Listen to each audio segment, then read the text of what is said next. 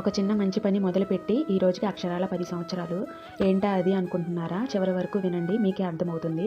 నా కూతురికి 10 నెలల వయసున్నప్పుడు మా నాన్నమ్మ చనిపోయింది. మా నాన్నమ్మకి నలుగురు కొడుకులు, ముగ్గురు కూతుర్లనమాట. లాస్ట్ మా నాన్న నాలుగో కొడుకు. మా నాన్నమ్మ చనిపోయేంత వరకు కూడా మా పెద్దనాన్నలు కానీ, మా నాన్న కానీ ఎంతో బాగా చూసుకున్నారు. నిజం చెప్పాలంటే అది మా నాన్నమ్మ అదృష్టమే. ఎందుకంటే ఈ రోజుల్లో కన్నవాళ్ళు వృద్ధులయ్యాక సమాజం ఏ రకంగా చూస్తుందో చూస్తూనే ఉన్నాం కదా! ఏ తల్లికైనా చివర పుట్టిన పిల్లలంటే చాలా ఇష్టం అంటారు కదా! అది అమ్మాయి అయినా, అబ్బాయి అయినా. అలానే మా నాన్న అంటే మా నాన్నమ్మకి చాలా ఇష్టం. అలాగే మా నాన్నకి కూడా ఎంత ఇష్టం అంటే అది మా చిన్నప్పటి నుంచి మేము చూస్తూ పెరిగాము. మా నాన్న ప్రతి సంవత్సరం నాన్నమ్మ చనిపోయిన రోజున నాన్నమ్మకి, తాతయ్యకి బట్టలు పెట్టి నైవేద్యం పెట్టుకొని ఇలా అందరికీ ఆ నైవేద్యం అనేది పంచుతారనమాట. మా నాన్నమ్మ పెద్ద కూతురు అంటే మా అమ్మమ్మ ప్రతి సంవత్సరం సమ్మర్లో ఓపెన్ చేసినప్పుడు అమ్మమ్మ చేత పూజ చేయించి ఇలా అందరికి నైవేద్యం అనేది పంచి పెడతారనమాట. ఇక సమ్మర్ అయిపోయాక క్లోజ్ చేస్తారు. కూలింగ్ వాటర్ అవడం వలన ఆ ఎండలకి ప్రతి ఒక్కరు వచ్చి తాగుతారు.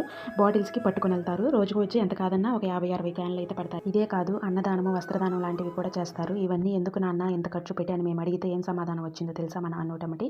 ఎంత సంపాదించాం అనేది ముఖ్యం కాదు, అందులో ఎంత సాయం చేశాం, దానివల్ల ఎంతమంది బాగుపడ్డారని తలుచుకుంటే కలిగే తృప్తే వేరు తల్లి అని చెప్పారు. ఇలాంటి వాళ్ళు ఏ నూటికో కోటికో ఉంటారు కదా ఈ కాలంలో.